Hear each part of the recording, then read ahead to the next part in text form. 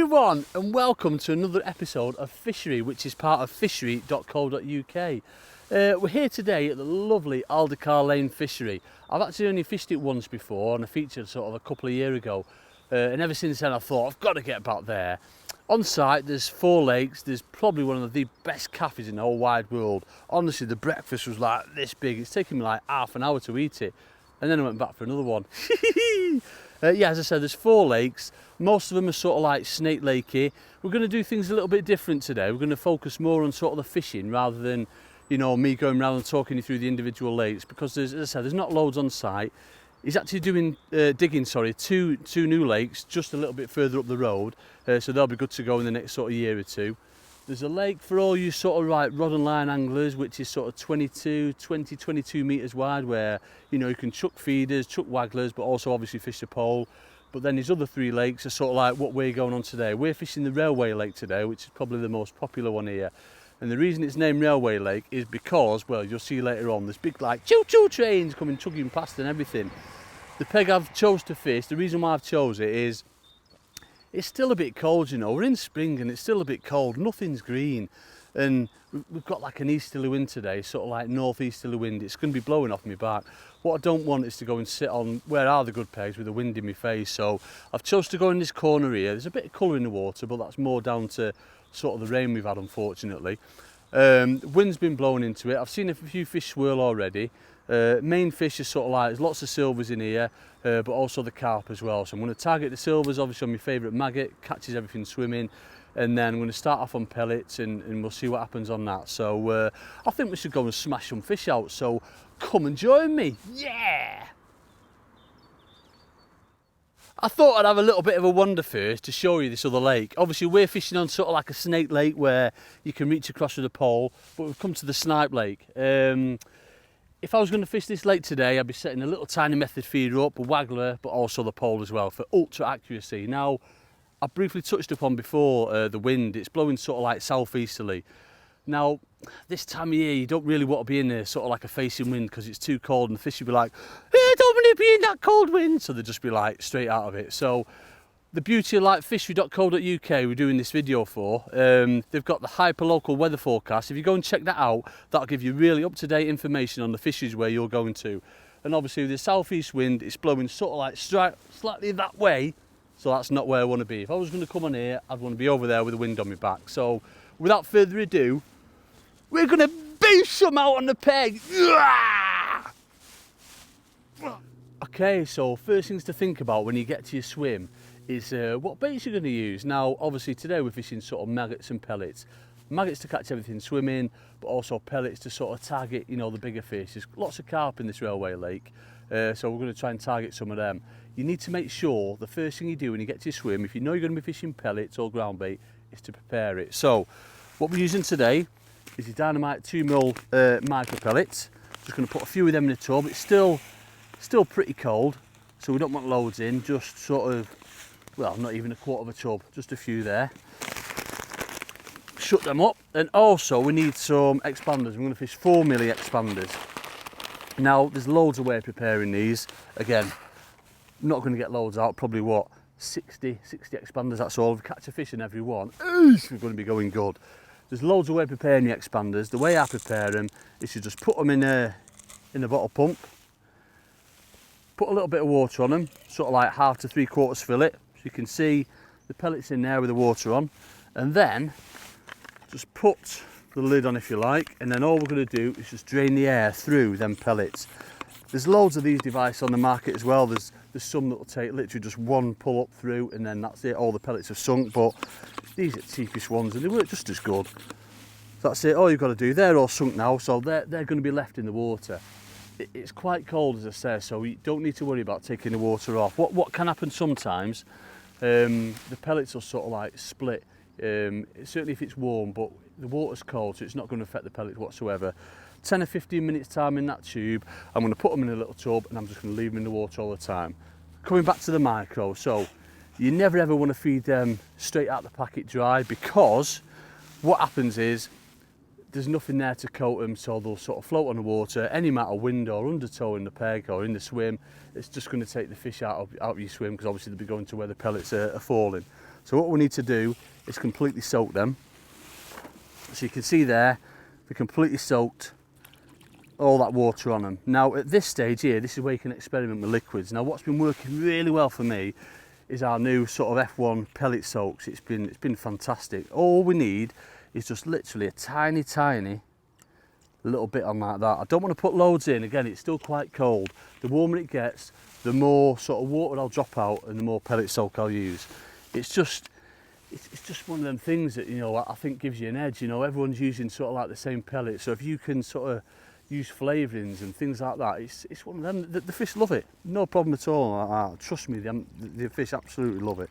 So that's going to have that coating on them pellets, and again I'm going to leave them for sort of 8 to 10 minutes with the water being so cold. What I don't want to do is obviously leave them for too long because they'll just sponge up, but I don't want to leave them for sort of 2 or 3 minutes, which I would in the summer when the water's warmer. I need that, obviously, the pellet soak to go into the pellets, and obviously I need the water to make sure they're completely soaked. I don't want them to swell up a little bit. So 8 to 10 minutes down the line, I'm going to drain all that water off. Another sort of 8 to 10 minutes after that, then pellets will be absolutely bang on for good for go. And then the other bait I've got is just simple maggots, red and white maggots. We've got sort of 3 pints. There's a lot of hide in here, so hopefully we're going to be snarled up in them later on, but obviously there's no preparation in them whatsoever. Again, you could experiment with putting sort of like, you know, krill on, sweet things, you know, it's just one of them. I've just got them in maize, so it's just a mix of red and white maggots, probably got 1.5 pints to 2 pints. And that's it, we're good to go, so let's get some more gear out. Yeah!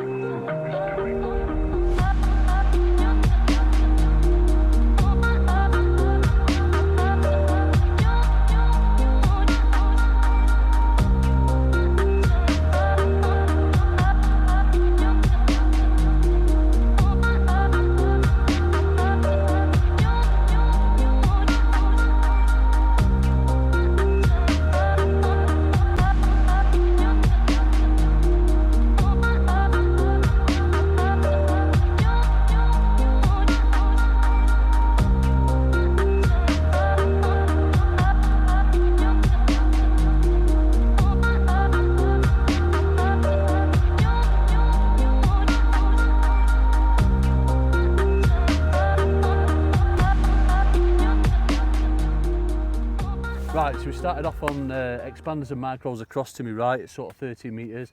Had a few skimmers and this that I never start off with. I've just gone on the swim to my left where I've been constantly feeding maggots about every sort of couple of minutes. I've left it an hour, we've gone on it and we've snared this beauty straight away. Whoa, look at that, lovely hide, sort of like maybe 12 ounce to a pound.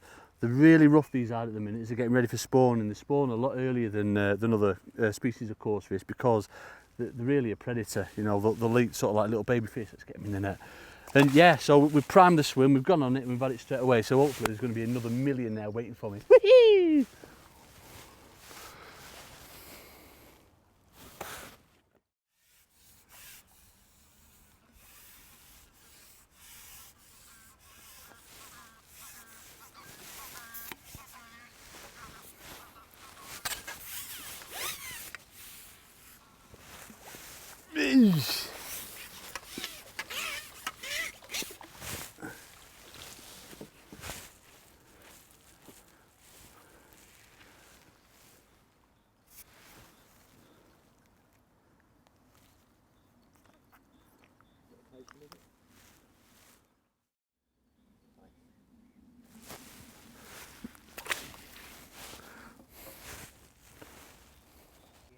Right, so I've been on this swim probably 10 to 15 minutes or something. There's a lot of hide there. I'm getting little dinks on the drop, but there's also a lot of goods in the crab. Don't get me started. So what I've done, I've just come off bottom about 2 inches. It's the feeding that's the critical thing for these hide. You've got to keep that bait going in all the time. I think this is a bit of a bigger one, this one. It's a bit wobbly. Might be even far looked actually. Snare him in, and we got him. That's a nice one.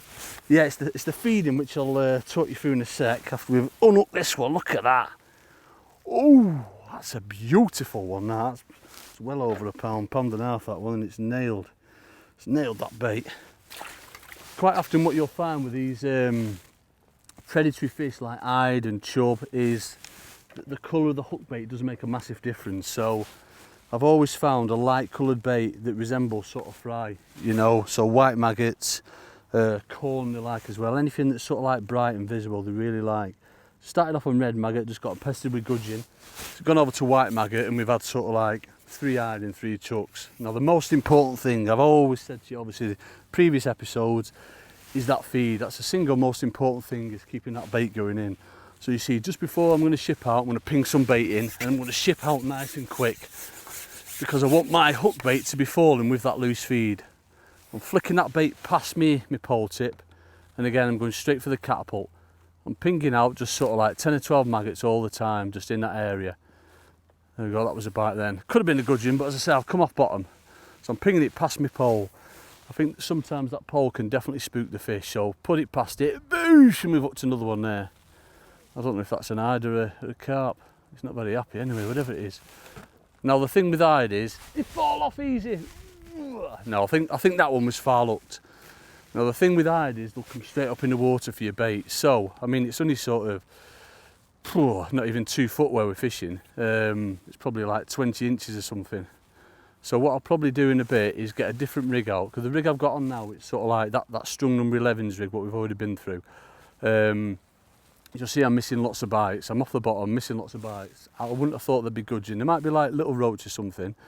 But what I'll do in a sec, I'm going to get a little shallow rig out, so we can really target these fish, and just like fish, sort of a 3 number 11's, just so it's coming through the water nice and slow, because this rig at the moment, it's not right. I'm missing too many bites, and also there's lots of little fish there, but it's just working it out. The hide are definitely there, but what's happened, them hide will have come off the bottom, obviously with my constant loose feeding, and this rig, the way it is, it's designed to go down a bit too quick. So I'm going to give it another sort of few minutes, and then if I'm still catching them gudgeon, next time you come back to me, I'll have changed rigs, and hopefully we'll all snarled up in dirty great big hide. Oh yeah!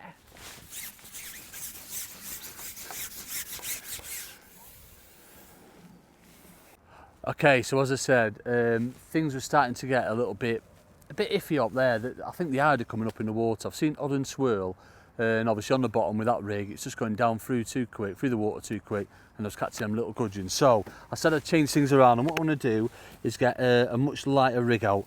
We'll spin this one down here. Here we go. So this is what we're going to. A tiny little dinky floats like that. They only take 3 number 11's.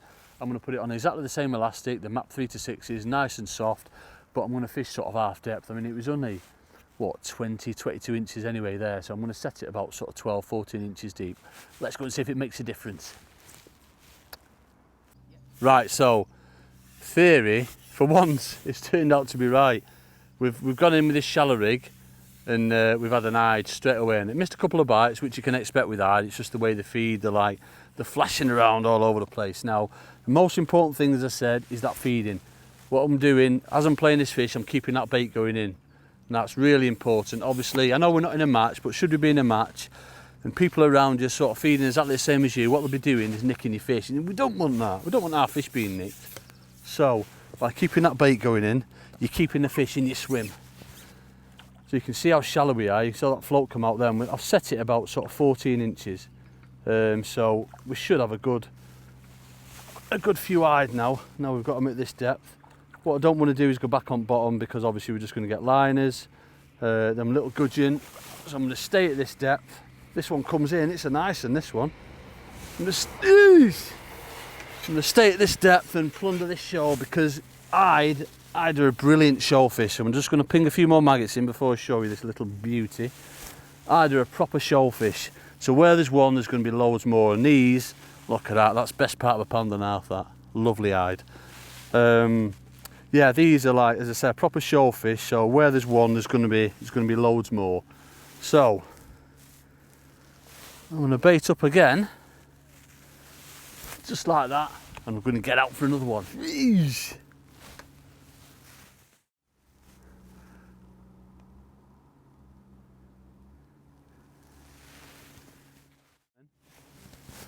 Right, so most important thing, feeding. I keep stressing it. I can't stress it enough. Keep that bait going in.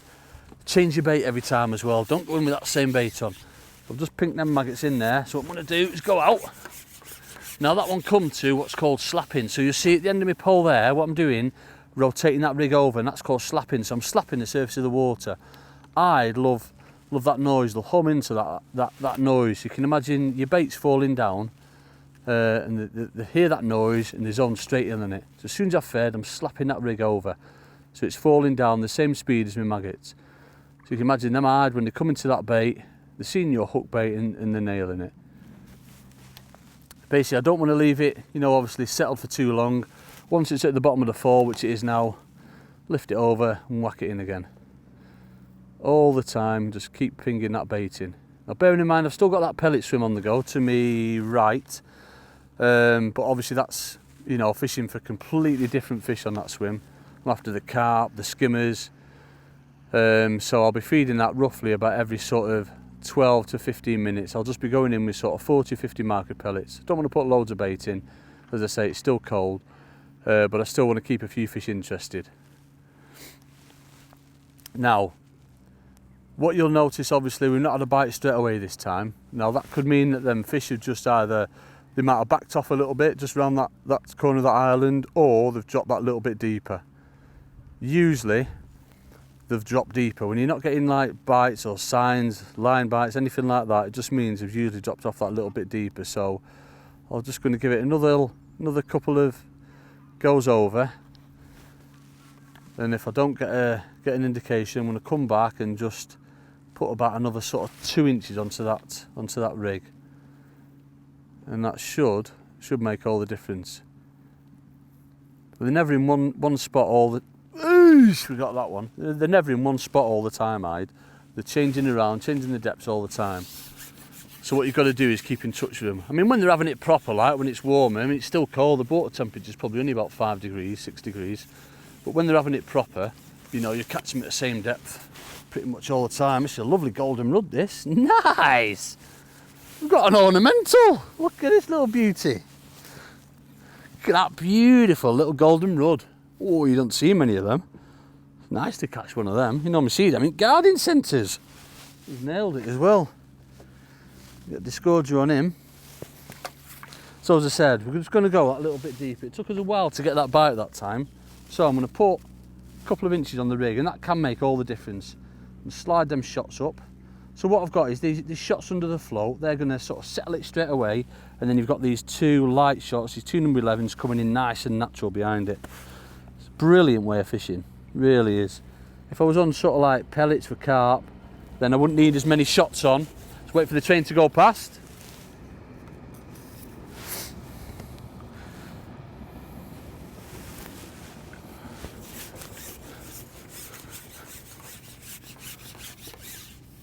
Yeah, as I was saying, if I was on sort of pellets for carp, obviously I wouldn't need as many shots on because the pellets are a lot heavier than the maggot. So that'll enable me to have like shots spread evenly up the line, so my float would sort of like be settling with as the pellet comes down, rather than sort of the float settling and the shots coming down next to it, which is obviously what you need when you're fishing on lighter baits. So lift it out, lay it into the bait, hold that tight line, so if anything does take it, you're in direct contact with the fish straight away. It's a lovely way of fishing. It is really, still a bit too early for this style of fishing. I don't think I'd be on it this early. Normally it'll be an extra, well, yeah, certainly 3 or 4 weeks before. Oosh, missed that one talking to you, haven't we? Shocking. Yeah, I thought it'd be an extra 3 or 4 weeks I'd be on, sort of this style of fishing.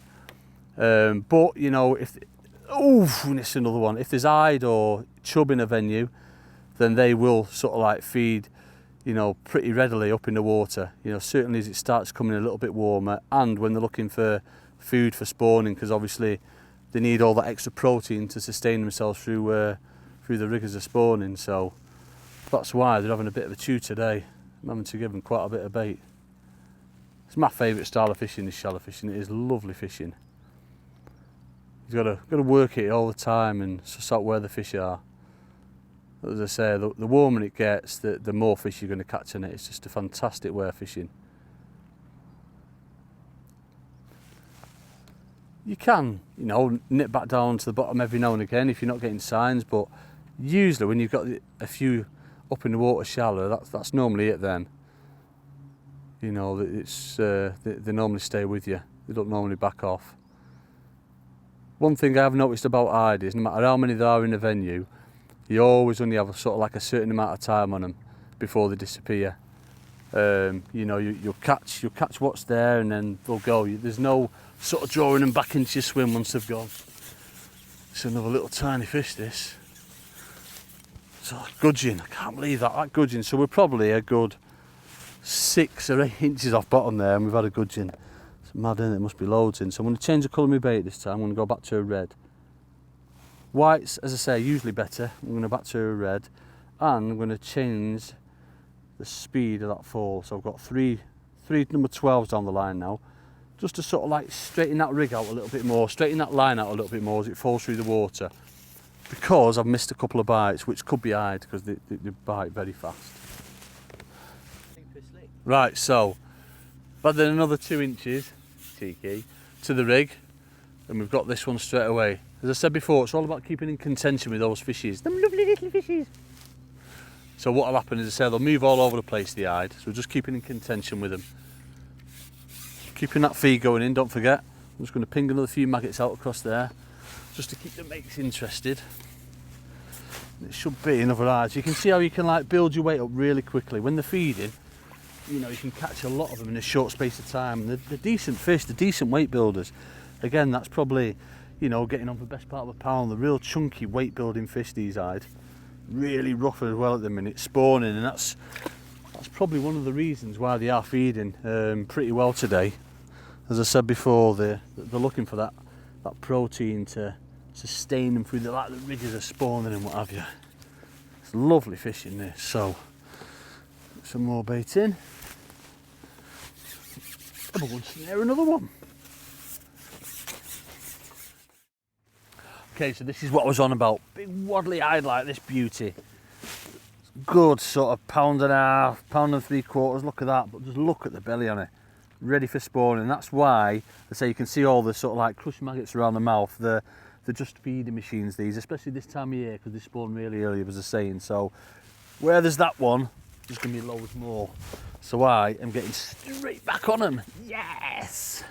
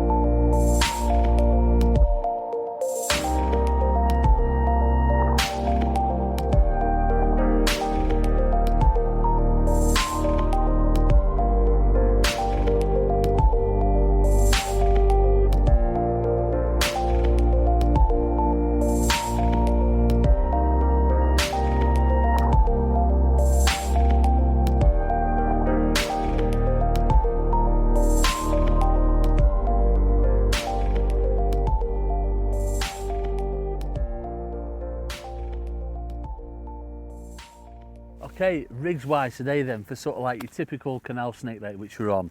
We're fishing pellets across into sort of 2.5, 3 foot of water, and I've got sort of 2 maggot swims on the go. One where I'm going to loose feed off the corner of the island, and another one where I'm going to put sort of like down the middle, you know, in the deeper little bit of water. So starting off wise, I've only got a light elastic on. Again, it's very cold, so anything too heavy is going to be bumping them fish. So we've got a nice light hollow map 3 to 6s, very light gauge. Notice the pot I've got on as well. I'm not going to be putting much bait in. I'm literally going to be sort of half filling that pot and just sort of tipping the micros in. We're going to go through how I lay the rig in sort of like in a bit after I've taught you through these rigs, because it's very important that you get it right. So coming down the line, we've got 0.13 main line. Just above the float, we've got 2 number 8s back shot, tip X'd out white so I can see them in that dark water. I want to sort of get that L shape going on. The float itself is a 412s map ISF2, wire stem for stability. Notice it's sort of like a small dumpy float rather than you know, your sort of traditional maggot float which is like stretched. I want to, if the wind gets up, I want to make sure I can hold back against it, so that's why I've got that bit of a sort of like more rugby ball. coming down the line, so that's probably set about 2.5 foot, I'd say. And it's very important the depths for the time of year. Basically, the warmer it gets, the shallow water I want to get in. So like when it's cold, winter time, I'm looking at 3 to 4 foot. Spring, sort of autumn time, I'm looking at 2 to 3 foot. In summer, I don't want to go anything over 2 foot when I'm fishing against the banking on the bottom. So I've plumbed up, I found a nice sort of flattish spot. You're never going to find it where it's completely flat on a slope. It's always going to be sort of veering off, you know, away from you, kind of up towards the banking. So we've got 2.5 foot where it's quite flat. I've got literally sort of 4-inch square, and I'm lined up with a tree on the far bank. Down to the rig again. So we've got a 6-inch 0.10 hook length to an 18s Guru F1 pellet hook. The shotting wise, we've got a series of number 10s on. There's actually 7 number 10s and then just a trimming number 11 just to bring it down into place. One of the most important things is with the bristle, I've got a tiny little bit of grease on there, just so it sits at that. The bites this time of year off anything, not just, you know, carp. You might think, well, feeding machines, they eat it really quick. They don't, they give you tiny little dinky bites, so that's why I've dinked it right down. Especially for sort of skimmers as well, they'll just give you tiny little bites. And that's the finished rig. 0.10 hook length, 6 inches of 0.10, and it's one of them designed to catch everything. The next one is my swim for a cross on the corner of the island. Again, I've got roughly the same depth. I've probably got sort of 2.5 foot, and what I've got on the edge of that island, it's a nice sort of like flat plateau that comes out. It doesn't drop off until sort of 2 metres off the island. It looks lovely. So I mean, this wind, as it is now, it looks perfect. So I can just sort of like lay the rigging out to the left, hold a tight line so it's going to come in at a nice natural angle. Now shotting wise, again, you'll see just above the float, I've got 2 number 8s back shot. Notice the length of line now between pole tip and float on this. Because I'm going to be loose feeding this line, I'm going to be catching fish hopefully up in the water, which hopefully I'll be snaring a few shallow later on, because I hate shallow fishing. So that's why I've got a longer line, so I'm not going to spook the fish. It's still pretty clear, you know, you can see me keeping that down there like a foot under the water, so it is pretty clear. So that's why I've got them back shots on for stability. The float, again, it's an ISF2, but a 410s this time, just because I want to create that sort of slower fall. I'm spreading my shots out even more, which I'll show you in a sec, so it's coming through the water a lot slower. So coming down the line, 0.13 again by the way, we've got a series of number 11s. Now there's 6 number 11s on that. That train! How dare that train? How inconsiderate. So as I say, 6, 7, what have I got? 1, 2, I've got 6 number 11s on that. So you're holding a tight line, it's going to come down in sort of that angle. Hook wise, I've got more of a natural sort of maggot hook on. It's a 16s black gamma, and again it's 6 inches of 0.10. Designed to catch everything swimming, this rig, and you know, maggots as a bait, it will catch everything swimming. Onto the rig that I want to be finishing on, hopefully, when we get a few there. Obviously constant loose feeding should be bringing them fish up in the water, certainly the eyed. It's only a very small rig. Basically, look at the distance between pole tip and float. When there's a bit of ripple on it like this, you know, you can get away with fishing real short bit of line, and what that enables you to do is you have your connector there right next to your float, so when you get a bite, you've got all that, you know, tight line, you're straight into the fish. It's a MAP SF2 4x8 float. It's all I use for my shallow fishing. I think they're brilliant, and they take sort of, depending on what bait you're on, 4 to 5 number 11s. If you're on sort of heavier baits like pellets, they'll take 4. If you're on slightly lighter baits like we are today, maggots, they'll take 5 number 11s. But again, same principle. I'm going to be slapping this rig over, laying it in, holding a tight line, so it's coming down on sort of that angle. So when the fish takes it, you've got all that tight line because you've only got a short bit of line between pole tip and float. It's 0.15 main line on this one, a bit different, just so it's nice and stiff, because with having such a short rig, it is prone to tangle, so that's why it's a bit shorter. And if you notice, the hook length is shorter as well, it's 4 inches. Again, when it falls through the water, I want it nice and stiff. The trouble with a 6-inch hook length is that it's too supple. So having it nice and stiff, cheeky, it's just going to fall through in that angle, so when you get a bite, whoosh, you're straight into it. Different hook as well, I've got an 18s Gamma Gatsu BB 2260 or 2260 BB.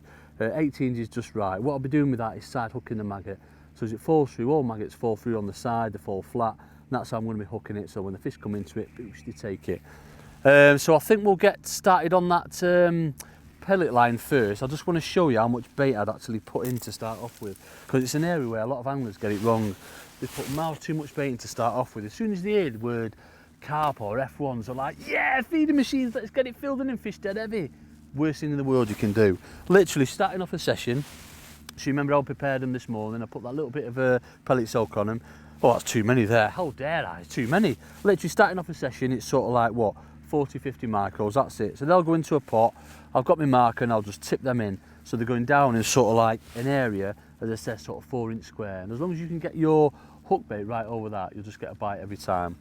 As regards to sort of like fishing in the middle and across, I'm gonna loose feed down the middle. I'm gonna ping across. I've not shown you a rig for down the middle because obviously I've got a professional skyliner and Steve with me, and he'd be scaring a few fish. So I'm gonna leave it. If I'm not getting bites across, obviously I can come down the middle later on. I will feed it. I'll just be loose feeding it by hand, but I'm gonna start off pinging across now. When I'm gonna be pinging in, I'm gonna be sort of like pinging 10, 12 maggots, something like that, fairly regular. So when I'm on that pellet line, I'll just be constantly sort of like every 30 seconds to a minute reaching around for my catapult, putting some maggots in and just pinging it. I'm going to leave it sort of 45 minutes to an hour, regardless of whether I catch on that line or not, the pellet swim.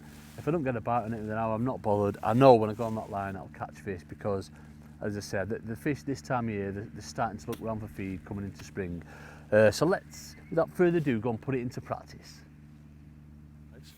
So what I've done, I've moved out a little bit, probably about 2 metres out from the island, because them gudgeon were coming right off the bottom. Oh, they were doing me head in. So I've gone into deeper water. It's probably about 3.5, 4 foot there, and we're fishing about 14 inches, 16 inches maybe, and that's where they want to be. They're just going absolutely nuts now. It's time of day, it's, you know, it's sort of like 1:30, 2 o'clock, but it's lovely fishing when you get them going like this. We'll get this one in, I'll show it you. It might even be a skimmer, you know. Just had a skimmer shot on that one. Oh, it is! Lovely. So we've had like loads of hide, and then these have moved in. Look at them. Who says skimmers and bream don't feed up in the water? The liars! How dare they? Because they do.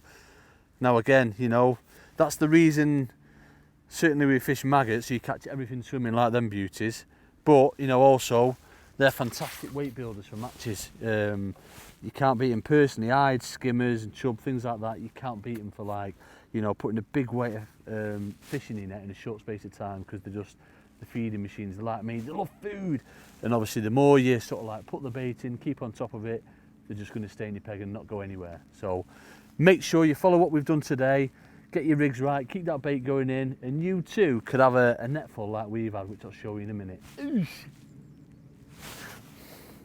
Right, let's get some bait in. Here we go. Right, shippy ship, ship, shippy ship, ship, shippy ship, ship. Right, so when we're out in position, like that, have that pole with both them knees, your arm flat down on the pole. That's it, and just put a bit of weight on your back elbow, just to keep that float just in the water. And let it go now. Get that float in the water, just lower it a little bit just so that floats in. I'm just going to put a little bit more bait in, and then I'm going to speak to all you lovely people and tell you about Bob here. She's not really called Bob. No, this is lovely Ieva, and she's going to be doing future episodes on fly fishing. This is the first time she's fished the pole longer than sort of like, say, 2 or 3 metres, so she's doing brilliant, isn't she? So let me get some more bait in. Right, so after I've fed this, yeah, we can just lift the rig out and just lay it in. That's it, perfect, and get ready. It's fantastic, you know, I coach people all the time for a living, and the way she's fishing is brilliant, actually, to be fair, it's amazing. So we're just waiting for them, go on, yes, and we're in. Right, have it shipped back, and then you can talk to these lovely people, that's it. Ship, ship, ship, ship, ship, ship, ship. That's it, we don't want it to fall off. Right, let's rest it on that bank. And then we'll take this pole apart here. You're going to unhook it? Go on! It's a little baby roach. Don't miss the keep net, Ieva. Don't miss the keep net. No, you can't pose with that. You cannot pose with that. It's too small. Throw it away.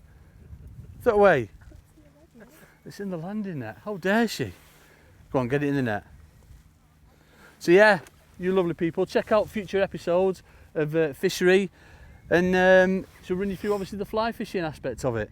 It's all good, isn't it? Bob. James. Jimmy. I know, I want to catch a bigger one now. Well then, what a lovely few hours we've had here at Aldercar. Look at this little lot. Ooh. We've actually weighed them, there's just over £25, but I think he knocked about £10 off because there seems more than that there. Look at them. Look at these beautiful eyed. That's been our mainstay today. Obviously we've had some lovely skimmers as well. They've come onto the shallow line. There's a few rudd in there, a few roach, there's odd little tiny carp as well. And you know, it just goes to show you, if you follow the tactics that we've been through today, you too could have a brilliant net like that. I've only fished for a few hours, just real simple baits. It's been amazing fishing. So get onto the Fishery.co.uk website, check out fisheries in your area, get down to them, give them a go, and then you too, as I said, could have a net full like that. Fantastic. Let's get them back. I think we should get them back, shouldn't we? Let's get them back. Look at them beauties.